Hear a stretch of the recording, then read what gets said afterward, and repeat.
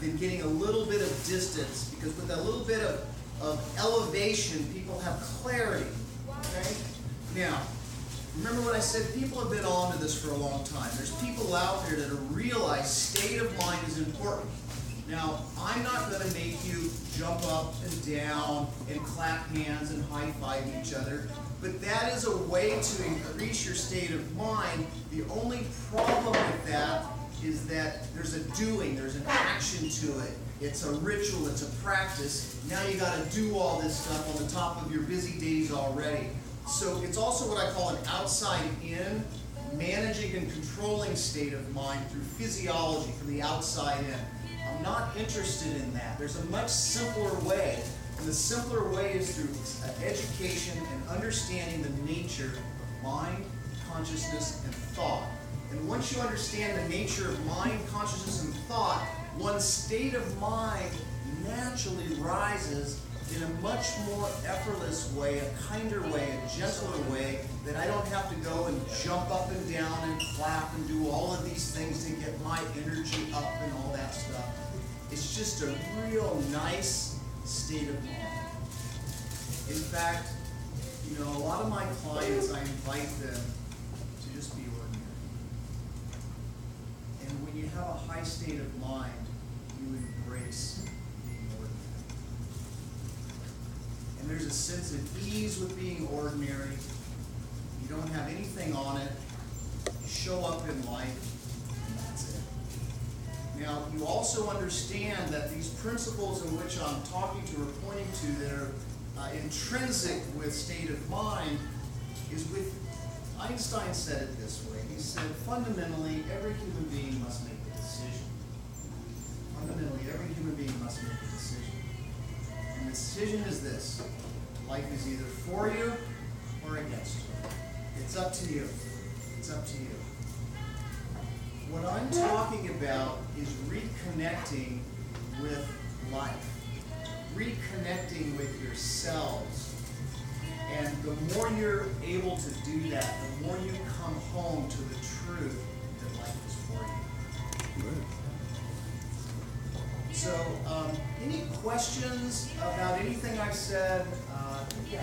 What do you think about affirmations and declarations of that the hashtag between not that, but personal affirmation declarations in the morning? So doing that, reading some books,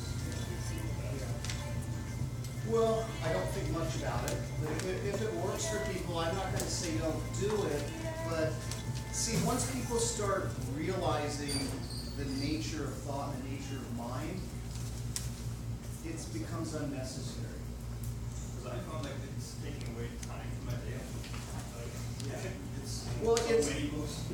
in my mind, it's just whitewashing shit.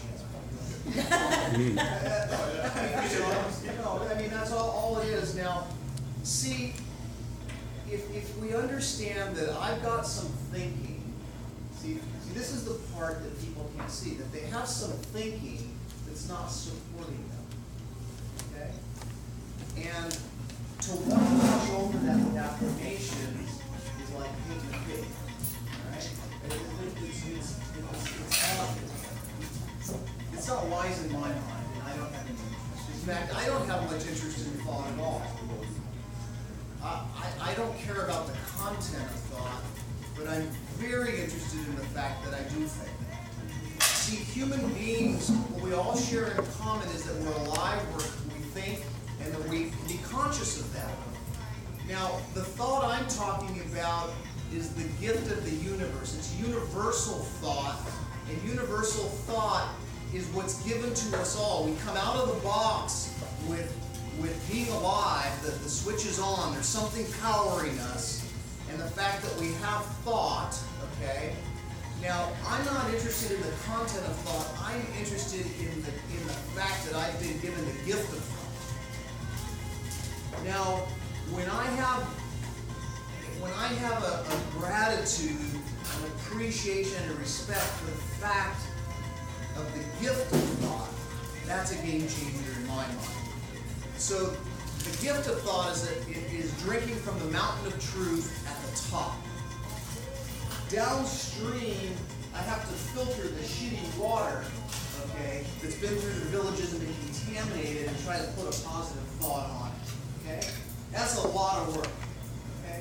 So what I do is I take people to the top of the hill, to the mountain of truth, and say, drink from that. Okay? Any other questions, comments, thoughts? So what? Go ahead. No, I just wanted to say thank you, and I was nodding the whole time. Like, yes. Well, there's a lot of yoga stuff. No, and that's what I was thinking because I Yeah. encounter that a lot with my yoga students, and a big thing that we do in yoga is just like let it go. It's there, but it's okay that it's there. It doesn't need to be anything more than recognizing that thought is there. And I so wish I meet people sometimes, and I so wish that I could bring them to that mountaintop. And I suffer from drinking the water you were describing too, right? But it's almost like painful when I see people at that point and like not being able to like recognize it, control the reaction, and go on. So it's great work. Thank you, thank you. And that's also the first thing that you'll start to see. You'll start to see who we thought everybody else is in, but you won't see yours. So that's why I spend 3 days helping people emerge into this so they can see the fact. See, it doesn't help to see other people shooting. That's not very useful. But what's helpful is when you see, oh my gosh, I didn't see that. Holy smokes. Like for me, when I saw the fact that I had disappointed thinking on the system 24/7 for most of my life. Like I never saw that. When I woke up to that, it's like, it wouldn't matter who I was with or hanging out, I'd still feel disappointed. I don't care how much it be, I still feel disappointed. Because that was in the background and it was filtering everything in terms of how life occurs for us. So it's very fascinating. And when people start waking up to that, all of it settles.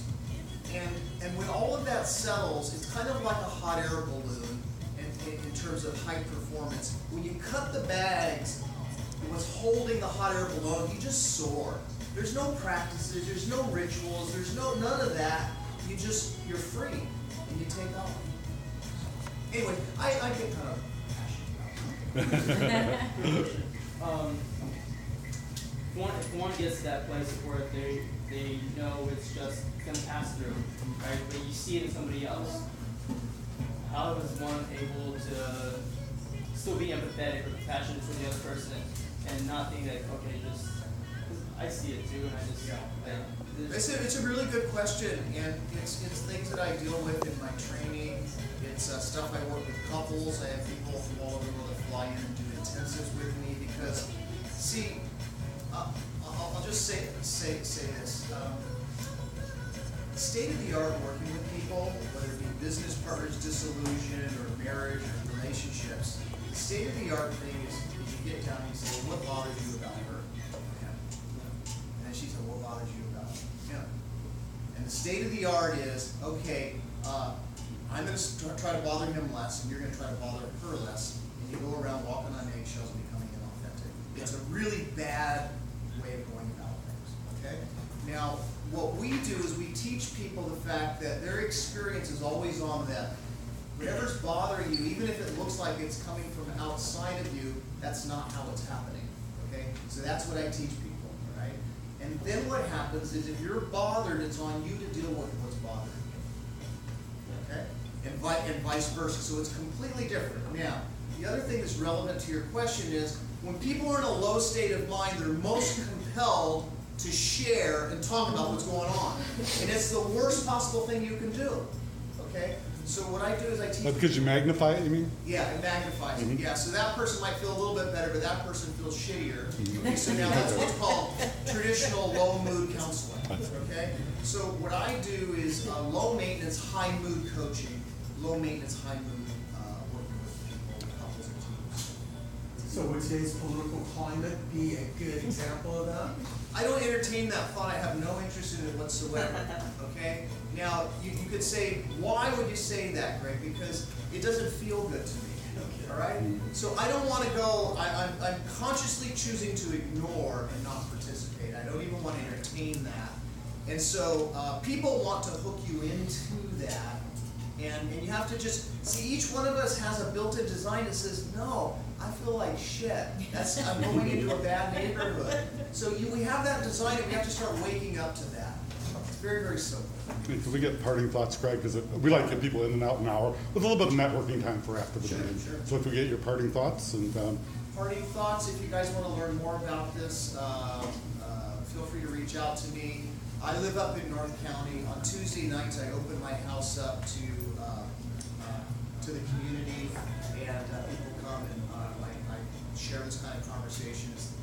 It's not my money making, that's just my community give back, so it's donation only. If you'd like to learn more about the 3-day events I do, feel free to reach out to me. That's about it. well, great presentation. Thank you so much, man. I really enjoyed that, Craig. For the people